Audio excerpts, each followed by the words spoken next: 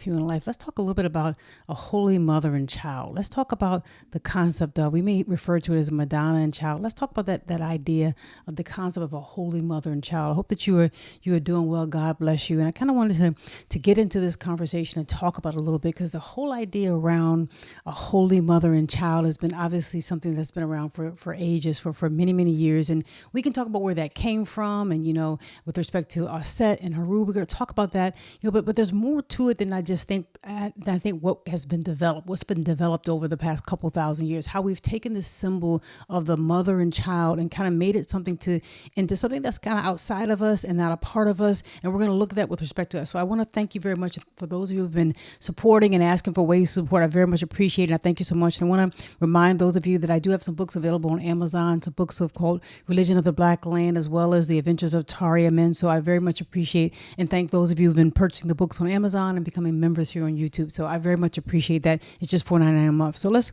talk about this. Let's kind of get into this concept around the holy mother and child. And what does that even mean? Because of course, the original holy mother and child, we're talking about Auset and Haru. So you see a depiction right here of Auset and her son Haru, and you see her suckling and nursing her son. That whole concept around a trinity, initially of being a husband, a wife, and a child, and most often that child being a son, but also then looking at and isolating in on the mother nursing that child, that holy mother represented as Auset, and suckling and nursing Haru. So let's talk about that, because that becomes an emblem that's obviously with us today. And that's not to diss any concept and anything anybody that's looking at today, but I want to kind of take it back and look at these whole figures of Auset and Haru, and what does that mean to us, and what does that mean to us today, right? Because as we look at Auset and Haru, we know that they are deities. They are expressions of the divine will. They're expressions of God, and they are also aspects of ourselves. They are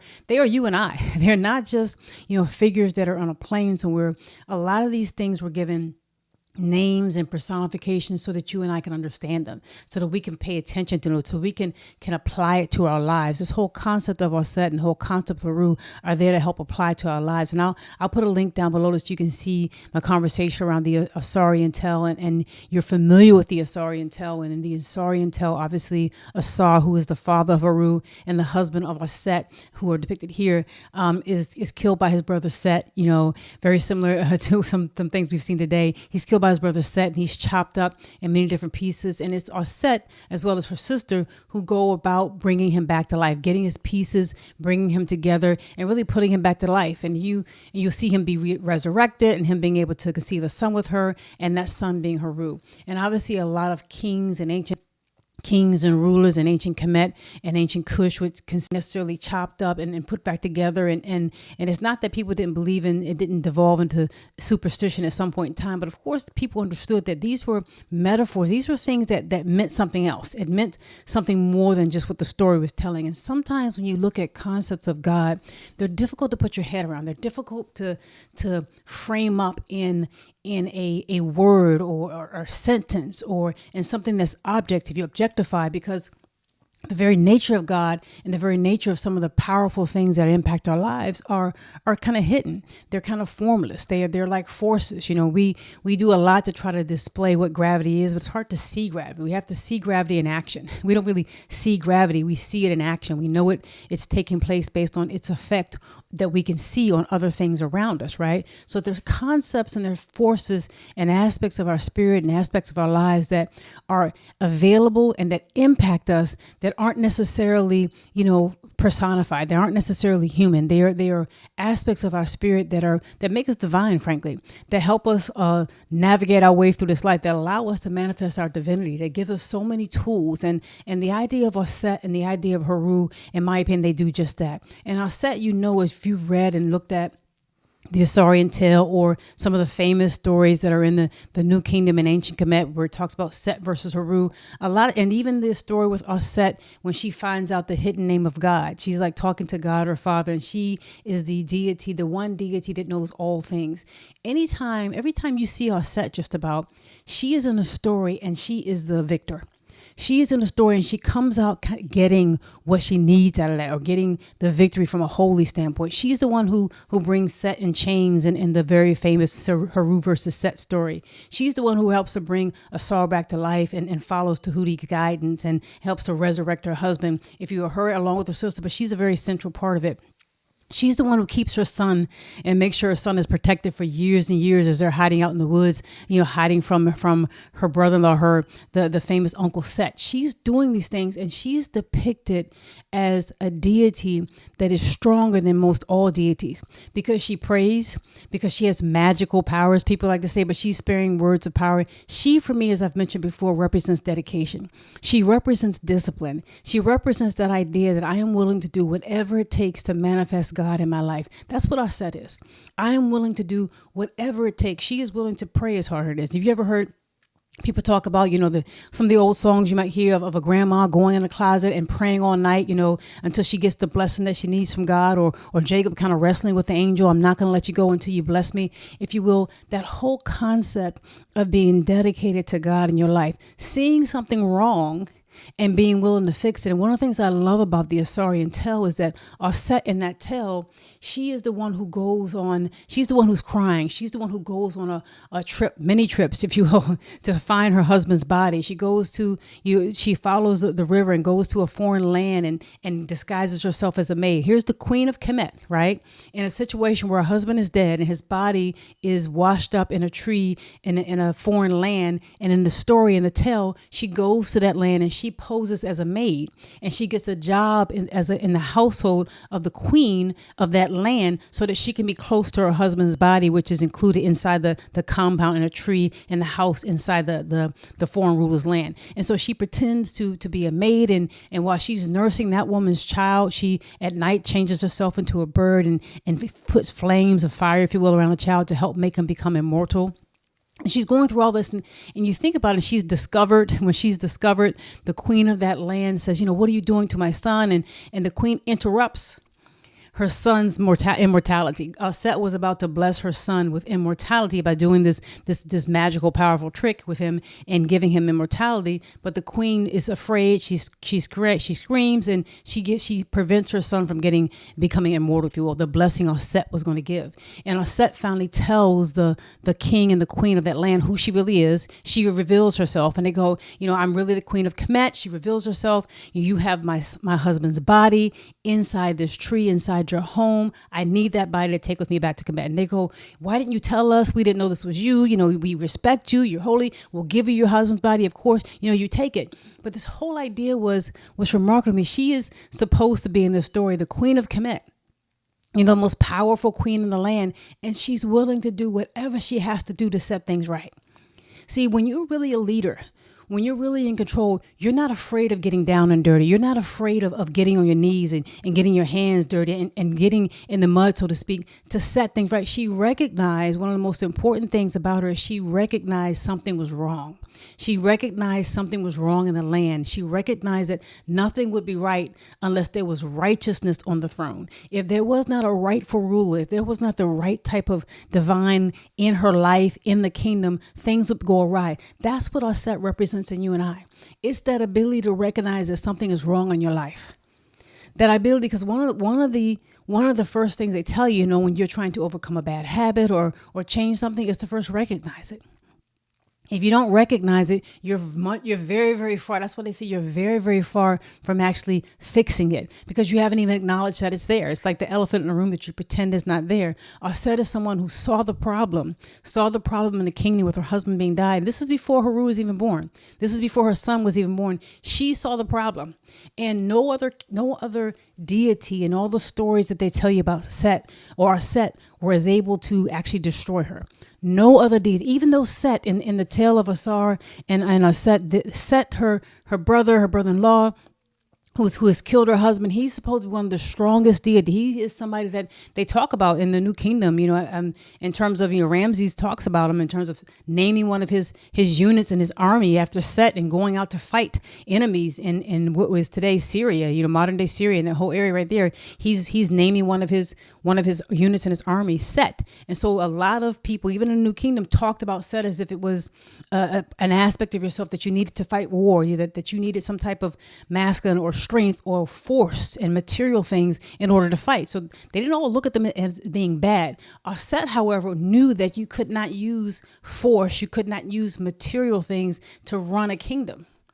You could not use something other than God. You needed God's divine intelligence. You needed wisdom. You needed mercy. You needed force in the right kind of way. You needed to use force when force needed to be used, but force does not need to be used all the time. You needed to have right over might. You needed to have divinity in your life. And she recognized that things were going down. When you find things are going down in your life and you're trying to force it, you're letting Set in control. When you're trying to force something to happen and it's not happening, it doesn't have God's way in your life. It's not God's will for your life. If you meet somebody, and it's not working out, and you're trying to force it, and that's not where God has for you to go, you're going to find these things are not going to work. Auset was somebody in that aspect of our spirit that recognizes something is wrong and is willing to do something about it. And in all the stories where they talk about Auset, that's the reason why she couldn't be defeated. She couldn't be defeated because she was dedicated to making it right. If you decide to change something, if you decide to change your life, you can change it. And there's nobody that can stop you. I know, and the trick is, the Sethian trick is that you believe somebody can.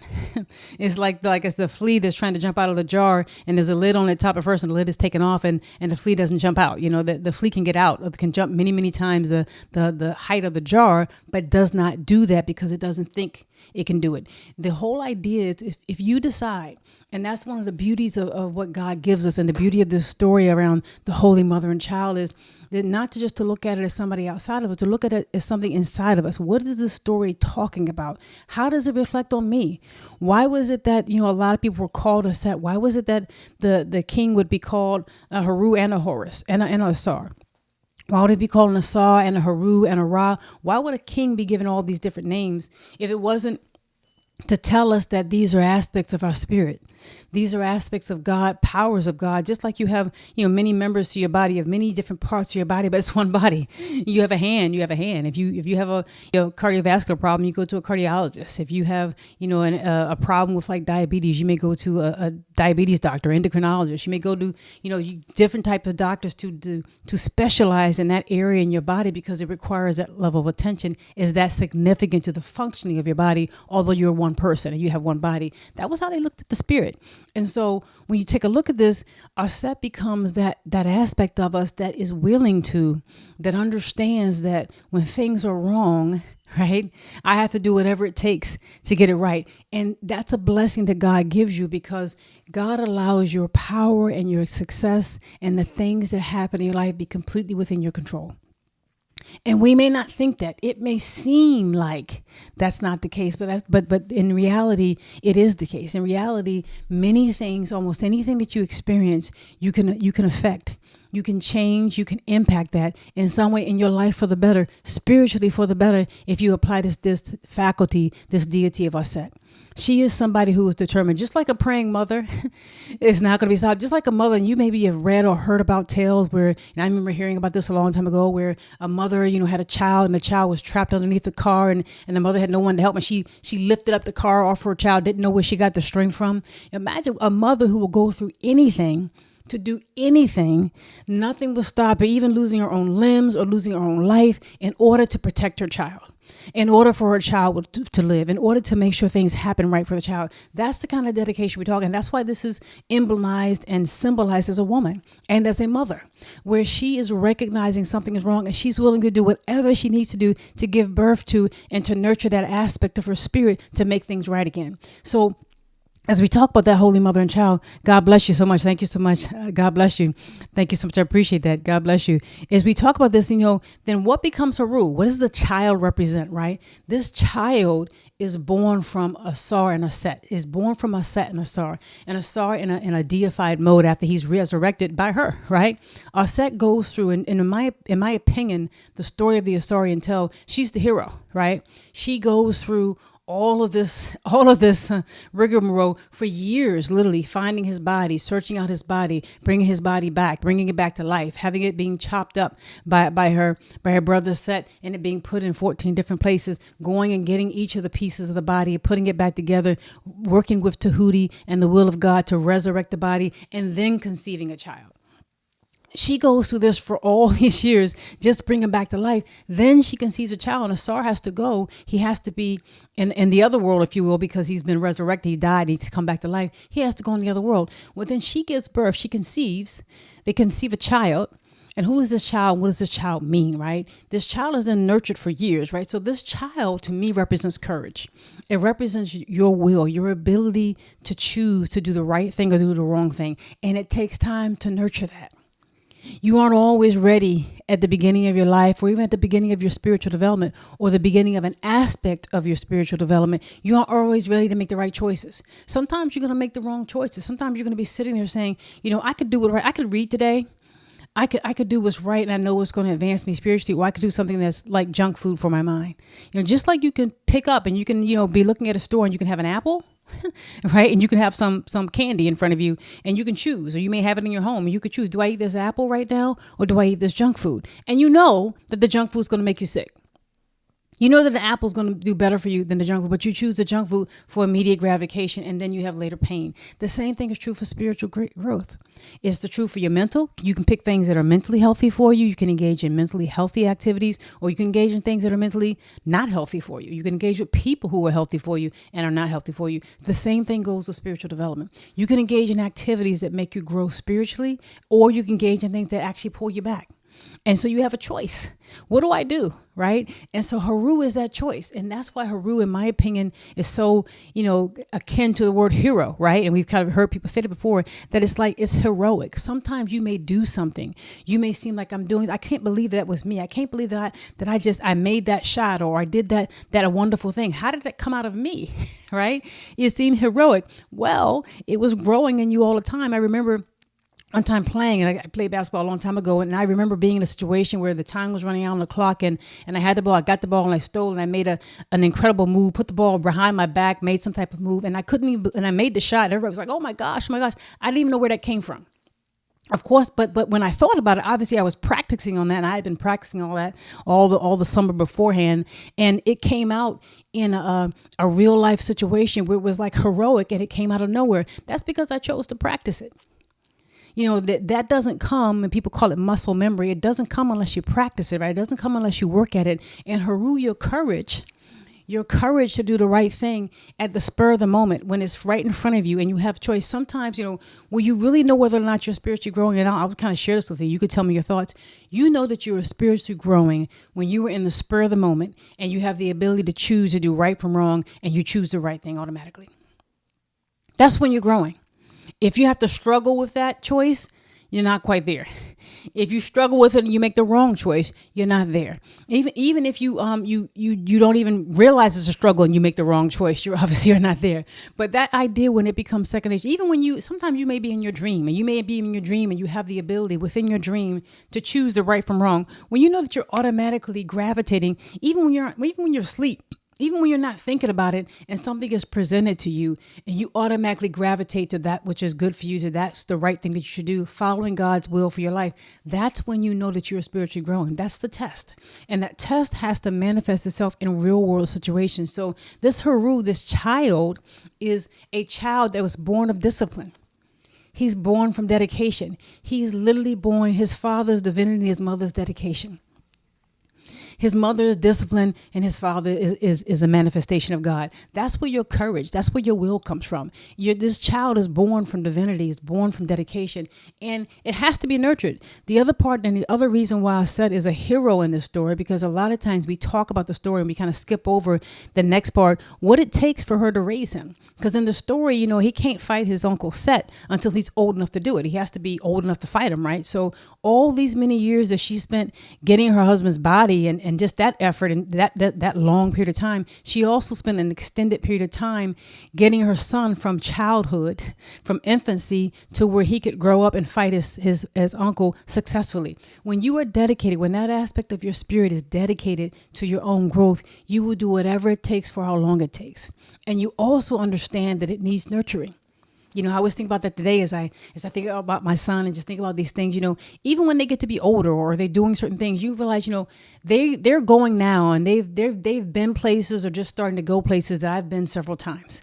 And when you, as a parent, as a mother, you want to teach your child the right place to go or the right way to handle this or the right way to handle money or how to approach a given situation. And you may realize as much as you say it over and over again, they don't do it the right way the first time.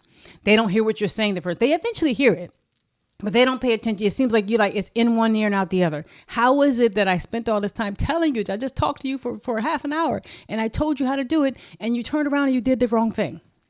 How is it that you didn't hear me? It's just like it's the story of Ausarian and Auset. It's the same story because Haru, when he gets old enough to fight his uncle Set, he keeps doing the same thing over and over again, fighting with him, engaging him. And it takes him a while to get to the point where he's really listening to God and really listening to what he should be doing. And he really wins. And his mother understands that the entire way. She intercedes in the story several times to help him where he's about to get killed by his uncle. And she understands that he's not ready to fight him at age 10. He can't fight him when he's 5. When you are thinking about your own development, you're not going to do the first thing, the right thing, the very first time. But if you don't give up, if you have the courage to keep going, you understand that a little tiny bit of work pays off a great deal. A little tiny bit of advancement pays off a great deal. And this is what she is willing. She's willing to give her son nurturing and give him tests and to give him teachings and okay, you need to learn about a little bit here. It's going to take you probably 20 years, 25 years before you can fight your uncle. But I understand that needs to be done. This is why she's a mother. This is why it's a holy mother, because she does not give up. This is why no other deity, no other force that is talked about in ancient Kemetic times, no other force is able to beat Auset. They talk about even Set himself could not face out. No other force that was created, that God created, was able to defeat Auset. A lot of times when we talk about ancient Kemetic theology, we don't talk about the women. We don't talk about the role that women played, but they knew that and they talked about it. We just, in our very, biased way today, only talk about the male side of it. That's not how they did it. This was male and female, and the females were powerful. They understood that. And you had people like we were talking about yesterday, Perneb II. You can take a look at my community tab. You see a picture of her, Perneb II. You see her, and you see she was a high priestess from Kush at the temple at Karnak, at Ephesus. She was a high priestess. There was respect for women and their power. And this concept that when you are determined inside your spirit, when you are determined inside your soul to get something done, nothing can stop you. Nothing. It's like a mother fighting for a child. And so when you look at this whole idea of the holy mother and a child, and that child being the courage in you, the will in you that's being born, that's developed to make the right choices and to do the right thing, that child being that's what's in you. So as we start to think about this holy mother and child, it's not something that we should necessarily think about something that's outside of us. It literally is something that we can take and make very personal. God is inside us, and these abilities and these faculties, these characteristics of our spirit, where we can actually look at things in our lives, decide that they need to be right, take the steps no matter how long it takes, and use discipline in order to make those things happen, and then develop and grow the courage and the will inside ourselves to do the right thing and be successful. When you are determined and you have the will to do it, you could be successful. So I wanted to share that. God bless you. I'll look at the comments and see what you put down below. I want to see your thoughts. I want to thank you very much to hear your thoughts around it. God bless you. Yes, interesting that Auset has been transformed into other names. You're right, giving a really good point, Team Z. We put other names around it, right? And Babylon, or Queen of Heaven, and various things. A lot of different names have been given to Auset. Very good point, Team Z. Thank you so much. I appreciate that. And we give it give her different names, and it has the effect of kind of, I think, over time, putting her outside of ourselves. That aspect of God is outside of ourselves. And we also say, if we look at the male-female aspect, then, we can't look at that as being part of ourselves if we happen to be one version of it. That's all that silly. God is a manifested in all of us, in all of God's faculties in all of us. So that's a very good point, that we kind of change the names and we put it outside of ourselves. Oh, thank you so much, Arthur Coleman. God bless you. I appreciate you. So I hope you join me live. I try to go live as much as I can. So I very much appreciate it. So thank you. I'm going to try to go live as much as I can. Yeah, and David Johnson, so much. You're right. The right choice brought you here. I pray, I've been thinking about it. You guys can tell me what your thoughts about it. I've been really thinking about this. So I guess I'll kind of put this back and ask you your opinion. Because I thought about actually like starting even a part of our group where we do meditations, where we talk more about actually actively doing these things together. How do we meditate together? How do we learn? How do we take some of these concepts and put us on a day-to-day basis where we are actualizing this and moving forward with our lives from a spiritual way? So I thought about that. I don't know what you guys think about that whole concept of whether or not we did meditations or a meditation group or kind of put that forward, but I'm just kind of throwing that out there. And so much, Dr. Coleman. Yeah, I'm a biologist, okay? And and the way I look at it, I love the idea of, as you mentioned, Coleman being a biologist, Mr. Coleman, that whole idea of science, the whole idea of looking at how cells behave, how atoms behave, right? What we know about atoms, what we know about dark matter, and what we know about, matter in general, regular matter, if you will. To me, there's no distinction. There's no difference between that and God. Like when you see how the world around you behaves, the fact that it does behave, and the fact that it behaves in a very predictable way, that we can actually use this and apply this to things like quantum computing and things of that nature, just regular computing, is remarkable. And it doesn't mean to me that there should be some type of antithesis and this argumentative relationship between spirituality or religion and God. And for people who are arguing with that, I think it's just a joke to kind of set you up so that you can't move forward. Why don't we take the best of everything and look at what God has made and kind of move forward with it? So I think that's a very good point.